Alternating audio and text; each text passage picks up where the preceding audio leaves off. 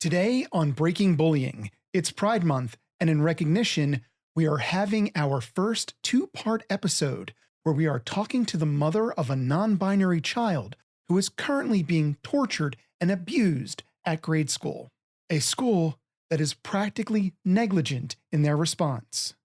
We've got a lot to cover, so let's hit that music and let's get started.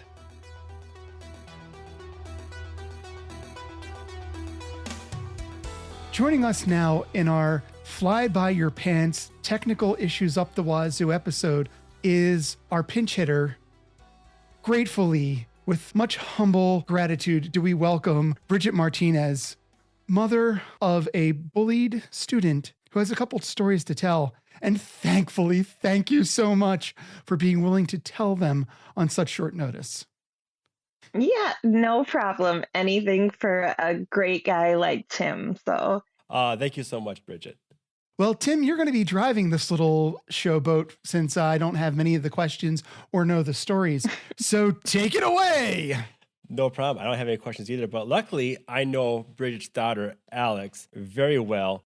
What was your main reason for enrolling Alex at Cato Karate? I did a lot of research on different programs, even in our local community, that would help with her confidence and give her a little bit more knowledge about herself. And going through different chat boards and everything, your program, Tim, really stood out to us as a family while we were trying to figure out something for her to do and to help her deal with her issues that she was having. With that, we decided to, get a hold of you, and we had an excellent conversation over the phone. I remember our first conversation, Tim, and you just like such a genuine person, and like you actually cared about each individual student. So that's why I informed my husband, and then we together actually told Alex, her name is Ava Alex, that we had this great program and she was going to be so excited to go and meet this wonderful man by the name of Tim and start karate. And to say that they were less than enthusiastic would be an understatement. But now they actually even show up to a half an hour early just to hang out with their friends and to see like the whole group of parents, which are amazing also, that all have these amazing little humans in these programs that Tim offers. So, Brigitte, how could you tell that Alex was struggling with her confidence? Well, we were dealing with body image issues and being non-binary and coming out in general, which are all things that they are labeled and have chosen those labels for themselves. We've had some major issues with getting acceptance from other students in the classroom setting, even teachers, which is kind of sad, and even parents, which is the most heartbreaking thing, and just like the proper terms and the acceptance of all of these things that these little humans have going on in their heads. And then you deal with just like normal bullying, but then you have parents that won't even acknowledge that these are real issues that their children are perpetuating through them because they won't discuss them with their children. At what age did this all start for your daughter? 9 years of age. We started noticing small little changes in attitude, and then bullying started sadly as young as kindergarten with her first incident, but it started being more of a targeted thing for them when they started dealing with coming out and their sexuality and their gender identity. That's when things started getting very targeted on those key factors. Hi, it's Bruce from the Editing Future. It's around this point that Bridgette's microphone cut off and she disappeared for about 5 minutes. She came back and sounded very different because it was a different microphone. Anyway, if things sound a little bit different, that's the reason. I return you to the program in progress. At what age did Alex become aware that their identity wasn't binary? I think, like I said, it started off at a very young age with us just kind of labeling tomboy. And that's why we chose karate over like dance, which would be more like of a feminine, a feminine view on an activity, but most definitely not overly athletic. So just those little key things were kind of like, okay, I'm starting to see this. But when I think she or they really came to an understanding about it was more when we hit like the age of 10. So in the last year, we've had a lot of developments in self-awareness, and we've been doing a lot of research, and we've seeked help from counseling, which I think is something that more people need to be willing to do, especially as a parent and not a medical specialist at any, key, and with the development of brains and physical, attributes, I think people need to seek medical and, that psychological step.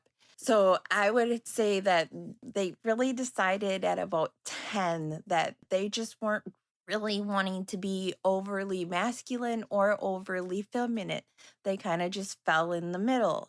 And luckily, we don't mind it one way or another. We're not going to try to force, one way or another, or none of that. We're just being super supportive and allowing growth and development at their pace instead of what, other people would expect.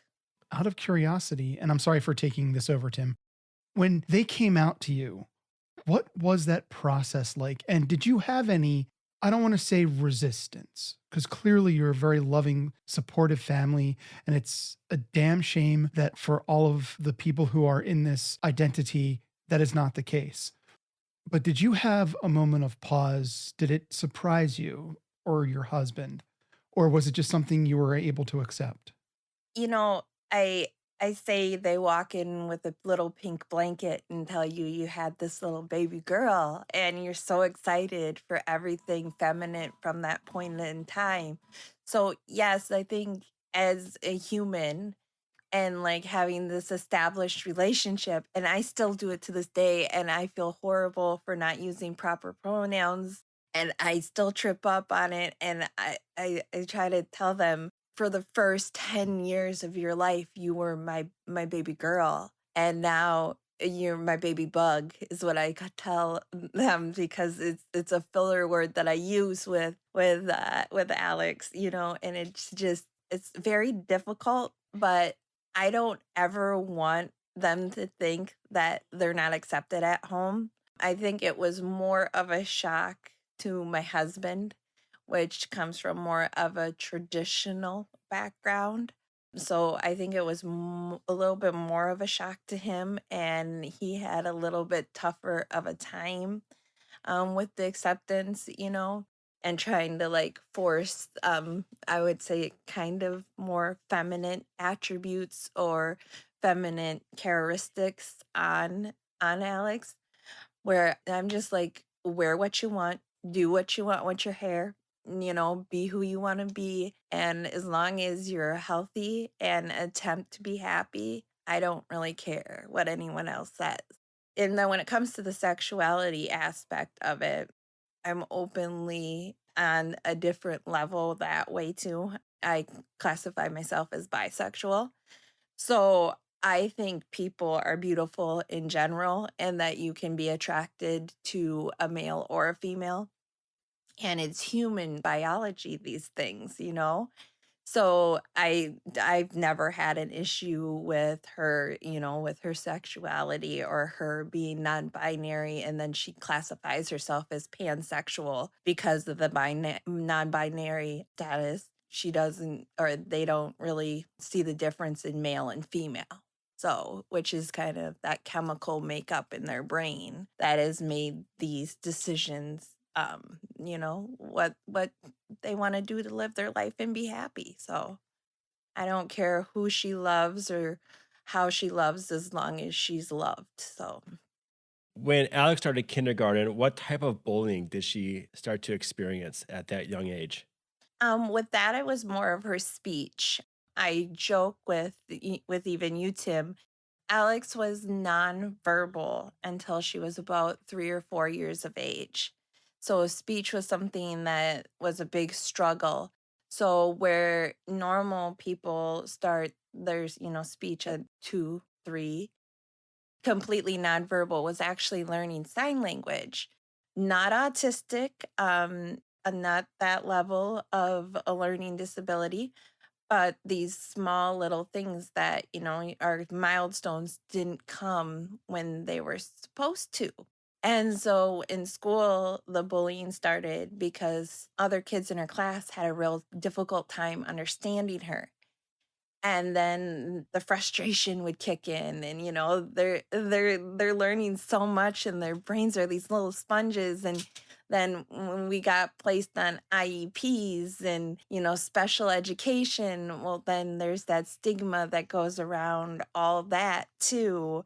So that was another big issue when it came to the bullying when they were younger, when they're supposed to be establishing these relationships with their classmates, and none of her classmates can understand her because she kind of made up her own little language, especially back then. So it was a very unique experience for us because we were just so excited that it finally clicked in her brain and that speech was finally happened for us.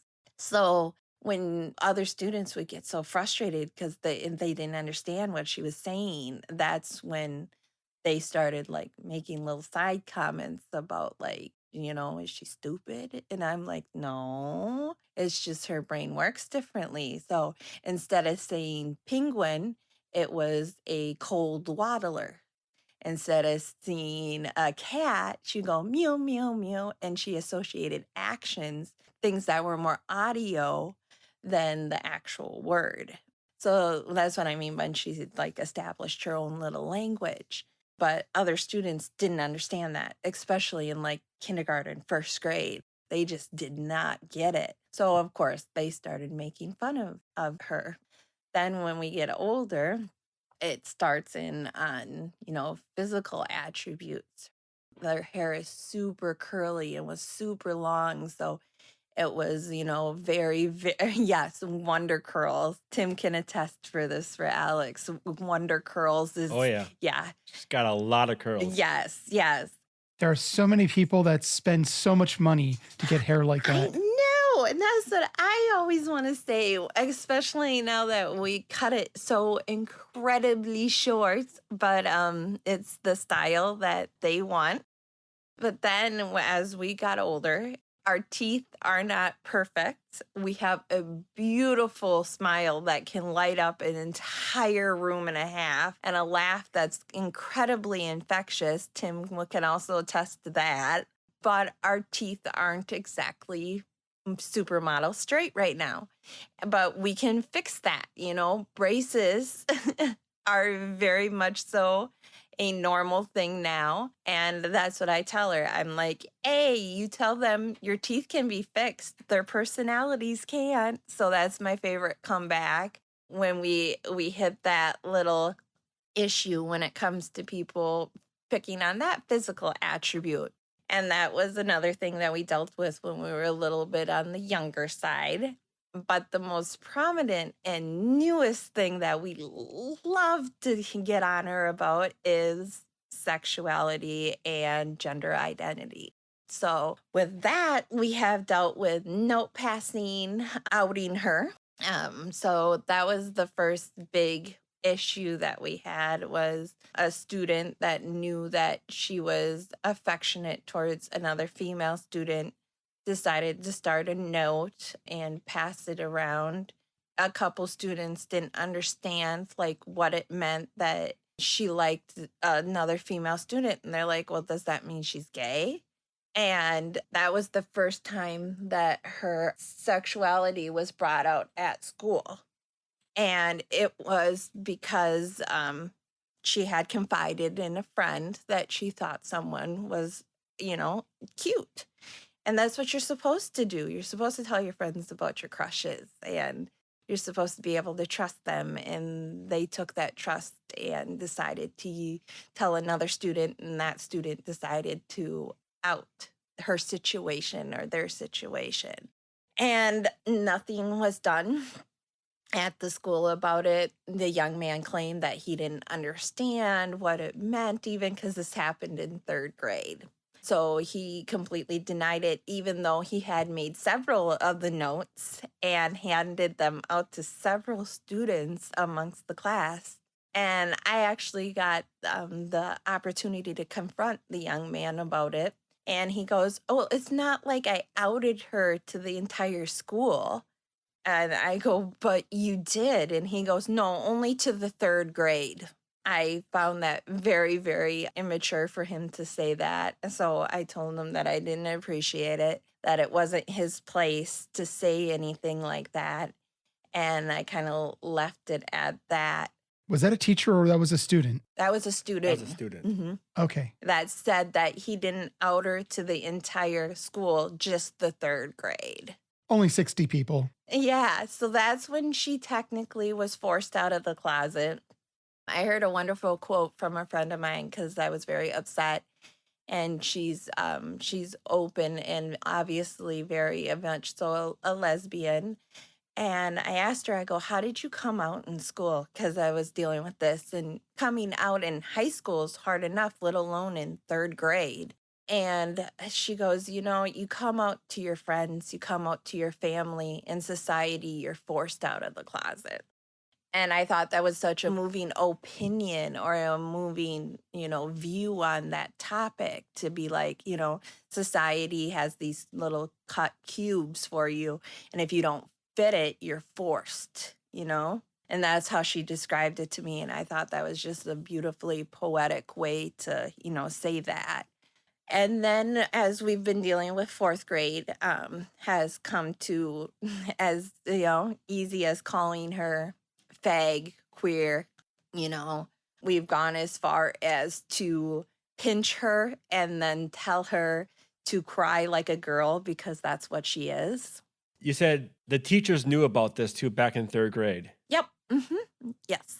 Have you talked to the teachers about it? Yes, the hundreds of conversations, meetings with the principal. The principal officially calls me herself when there's incidences with Alex at school. I no longer even deal with the counselor or her teacher for the most part because I have a rapport with the principal because they don't do anything for me. Tell us more about that, please. Yeah. How the teacher and the counselor behaved and why you now don't deal with them. Well, my issue with the counselor is there was just like a disconnect with communication. I would call, it would take couple days for them to get back to me, which was very, very frustrating when you're dealing with the situations of a child that's being attacked on a daily or weekly basis. And that was very frustrating to me. And then when it came to the teacher is always like, "Well, I didn't see the whole incident. You'll have to get that information from, the teacher that saw it or and I don't know that teacher because they were the lunch aide." And it's all of this runaround conversation. So I got together now this past year with the principal of the elementary school. She's actually gotten to the point where she'll call me on her cell phone because she knows that if she doesn't make contact with me, I'll be sure to make contact with her. So I've officially become that mom, but I am so okay with it. When it comes to my child's mental stability, physical safety, I'm not one to play with. So to say that I'm a little overprotective would be a slight understatement, I feel. But it's my child. And I always say that if there's no issues with acceptance in our household, the last place where she should have issues of acceptance or safety is at school, where they tell them that they have to go on a daily basis and you're supposed to feel safe here. You're supposed to trust these adults. These adults are put in such a beautiful power position where you're supposed to trust them to tell them your deepest, darkest secrets because they're mandated reporters. But then they tell you, okay, we're going to do an investigation and we'll get back to you. Do you know what that investigation is? It's usually conversations between each student individually, and then they pull them together and have another conversation. But we as parents are completely left out of these conversations, which I think is ridiculous and completely it's almost, it should be, on my views, illegal because they're talking to our children about these incidences and these events, and our children are scared. Our children have been victimized, and they're doing these conversations with the attacker in the room. With each other. Yes, and it's no longer you got into a fight, you got into a fight. We're calling your mom, we're calling your mom. Mom's going to the school, kids going to the school. We're all going to have a conversation and hash this out. No, I have never even received these young women and men's parents' phone numbers, contact information, any of it. And my child has been made to apologize on several occasions to her perpetrators, to her attackers, because eventually they've had enough and they fight back and they say words back. And then it's an issue where my child is no longer just the victim. She is the attacker. And that's where it gets completely, I hate it. I hate it. Isn't it funny how it's always, for some reason, the majority of the time, it's the victim who's apologizing to their attacker, as you said, yet very rarely is the attacker apologizing to the victim. Exactly. And in those situations and in those circumstances, I wasn't there. I've never been a part of it. Did Alex receive some retaliation after those meetings? Nothing in the form of like suspension or any of that, like dialect. I'm talking about versus the other student, like the one when they had to go in the rooms together one-on-one with the teacher. They would back off on like the harassment for like a day or two, and then it would start right back up. And it was usually a little bit more physically aggressive then, because I remember when it was just verbal abuse. And then she reported it to me, and I went into school and they had a little, meeting and everything. And then it started turning physical with the level of violence. And it turned into, grabbing them by the hoodie and tossing them into the locker, or tripping them when they're walking down the hallway, or pushing their face into the back of the school bus seat, or, pushing them into a tree face first. These are just some of the physical things that my child has dealt with physical abuse in the school. Is this all done by the same person, or is there multiple bullies? It's done by the same two for the most part. So it's the same two students over and over. Do the teachers not believe that it's happening? No, they've witnessed it. But they don't think it's a big deal? They've decided that my child should have to play in a special zone where they can keep an eye on them, so that way they're not made to be a victim. What the hell does that mean? My child is there's a victim. Yeah. There's a victim free. So you gotta. So wait, Alex has to be in a victim free zone to play outside or recess. Yes. Mm-hmm. What does that mean to somebody who speaks normal human? What is a victim-free zone?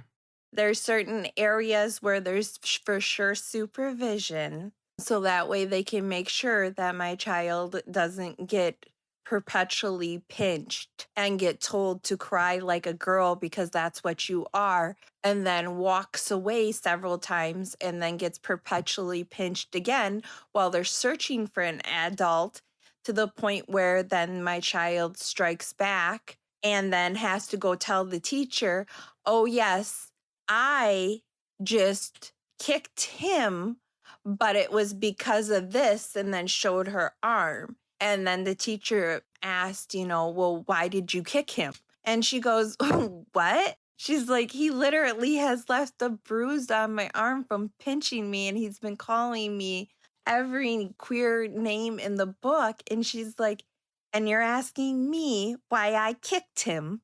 And the only reason she became physical was because it was the only way that he was going to stop. She had walked away. She had asked him not to call her the names. When he didn't get the reaction that he wanted that way, he went to actual physical violence, in my opinion, because a pinch is assault in my eyes.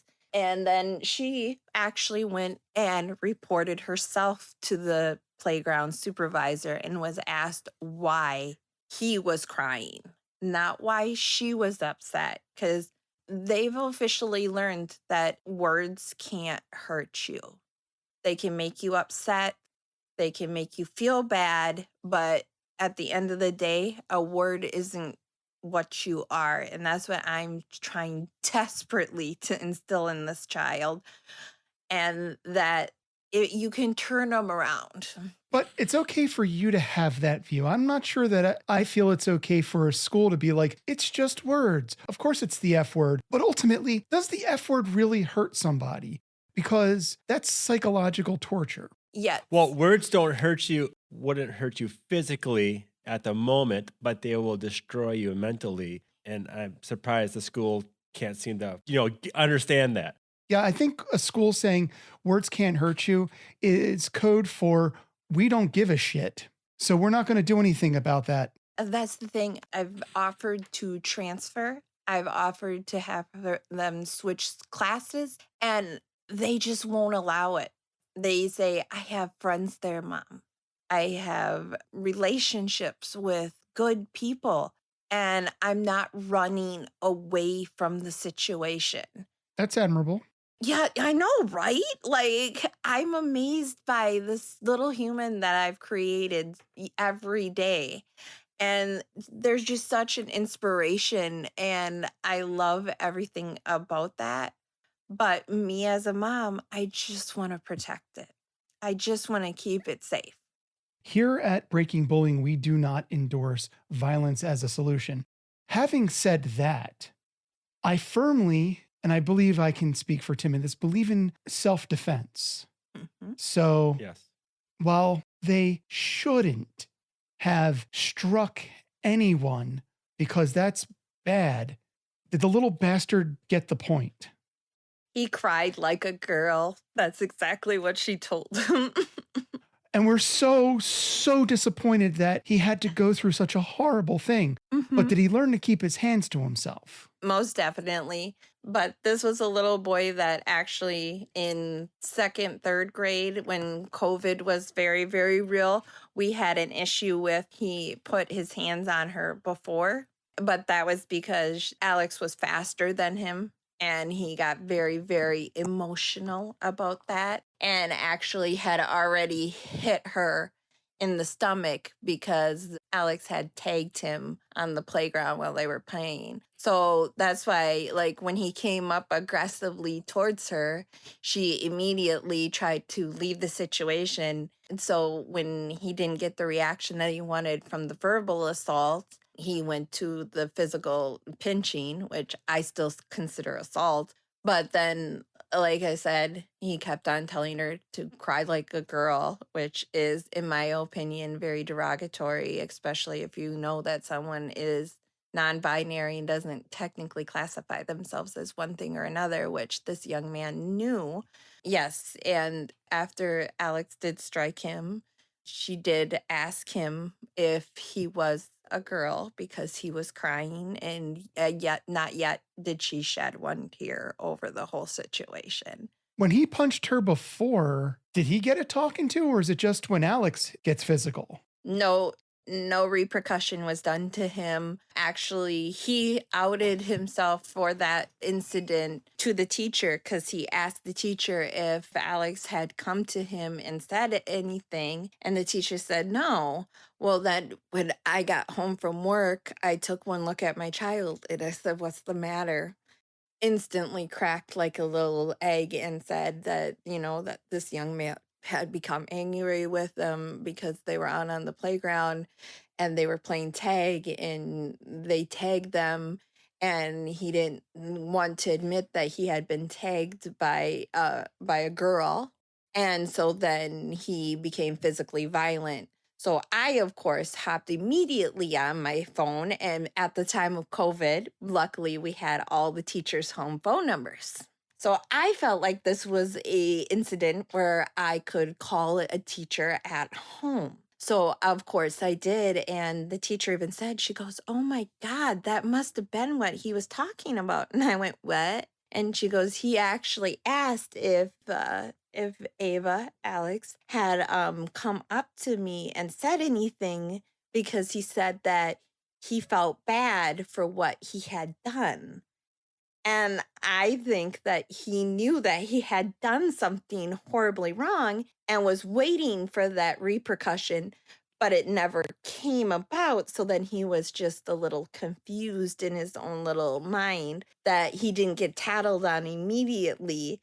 But like I said, my child and I have a very open dialect, and where they know that they can report things at school and nothing gets done. So what's the point that we've gotten to that point where if we're going to get called names, if we're going to get physically harmed, what's the point in us telling a teacher when we get no satisfaction from that?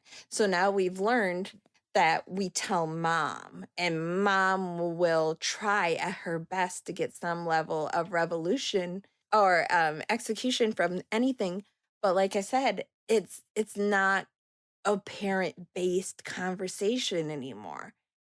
And I think parents need to be involved with these issues so that way you can adjust your child's behavior at home, and then it will carry on to school. Like if you tell your child you can't say the F word, the four-letter F word at school, then they don't say it, correct? Because it's a swear word, because it's a bad word. So why are you so comfortable saying the three-letter F word in public? You know, they say the apple doesn't fall too far from the tree. I think another one of Tim's parents might have dropped that little nugget on the show. That was Samantha last week. Does the school call it the victim-free zone, or is that what you call it?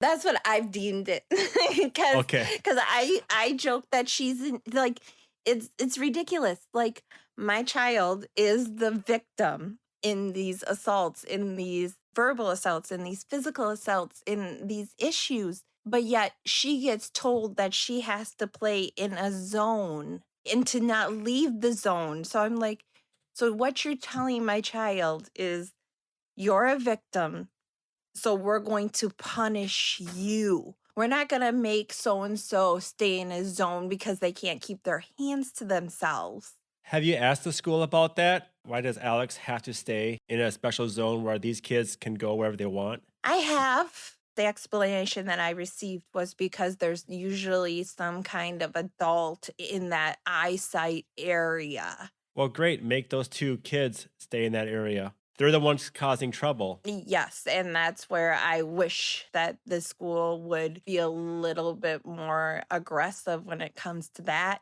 But their whole thing is, well, that's the way that we're going to protect them while they're at school. And this is how we can make them feel safe. But I'm like, this is how we can ostracize them. Yeah, by segregating my child and by putting them in their own little bubble, that's how you're going to keep them safe. But it doesn't work, because as soon as they start walking down the hallway, they're tossed into a locker by their hoodie. I understand the school's point a little bit, okay? But that's okay maybe for like a 18-year-old, 17-year-old high school student. This is a 9, 10-year-old kid who doesn't understand that I'm limited to this space because I'm the victim. If I go out this space, it's going to be my fault if I get attacked. That's what's going to be in Alex's head. Mm-hmm. And that's basically what they're really starting to think. And those words have actually left their mouth. But it's a 10-year-old kid who don't get that. Yeah, that's what Alex has said to me. And they're like, well, maybe I deserve it. And I'm like, maybe you deserve what? And they're like, well, because I make it easy on them. And I'm like, honey, baby, never, no, don't ever make things easy on anyone. I'm like, you yell, you kick, you scream if you're being assaulted or attacked or whatever. Yep. And she's like, that's getting to this point where it's happened every school year where we've been either physically or verbally assaulted. And it's just getting to a point of ridiculous. Like I said, luckily we're in counseling, so we are learning coping mechanisms to deal with all of this also. We see a psychologist and everything in between also. So I don't want anyone to think that you're not a good parent if you seek help, especially with things that you don't understand. That took a lot for me to understand that in myself. I thought that I was failing. And I actually went into the school in tears and said that phrase to them. And they did nothing to be like, no, you're not failing. I said that phrase to my daughter's counselor, and she goes, no. She's like, you are probably one of the most supportive mothers I've come across while dealing with these kinds of kids. What age did she start counseling? 2 years ago, we started with Pride Counseling here in Mankato. Okay. So how has the bullying affected your child's mental health? It's affected it dramatically. We're scared to go to school. We are scared to go on field trips because we were assaulted on a field trip. That's when the head got shoved into the back of the bus seat. We've had issues with our body image to begin with. So when you've got people nitpicking things about your physical features, you're going to have, psychological damage. It's like you guys were like, we were just talking about how words, they're just words, but they hurt. So you get told enough times that you're ugly, you're gonna start believing it a little bit, or you get told so many times that there's something the matter with you because of the way that you want to live your life, either non-binary, transgendered, straight, all these different labels that we have now. I just feel like there's going to be that impact on everyone's mental status. And these poor kids went through this pandemic, which it wasn't healthy for any of us to be stuck inside and to be isolated and to have our lives completely turned upside down. Don't get me wrong, it was very, very necessary, and I completely support what all the teachers did, but they missed that year of social development, of social interaction. And it goes back to that apple doesn't fall far from the tree comment, where they lost a year of being with diversity, with being with different, where they weren't exposed for an entire year, school year, to everyone that's different in the world. And luckily, we have the opportunity to have all those different kinds of people here with us. But then to say comments as a school, which this is another thing that might trigger Bruce. And that's where we'll have to leave it for now. Next week, we continue the story of Alex and Bridgette's efforts to fight for her child. Plus, we'll also see exactly how triggered Bruce does indeed get. If there's one thing we hope you might take away from this week's episode, it's that everyone deserves to live in respect and dignity, no matter what their race, their religion, or their sexual identity might be. No one should have to live in fear. If you have your own tale of being bullied that you would like to share with us at the show, email it to us at breakbullyinghere@gmail.com. Also, you can email us if you would like to be put in contact with Brigitte. Remember, there is strength in numbers. If you or someone you know is the subject of bullying, there is help. There are some online resources we would like to point you in the direction of. The first is the government's own anti-bullying website, and the address for that is www.stopbullying.com. The other resource is www.pacer.org/bullying. And if you're feeling hopeless and that there's nothing left to go on for, please first call the National Suicide Hotline at 988. I'm Tim Flynn for Bruce Noxon. Thank you for listening, and we will continue this conversation next week.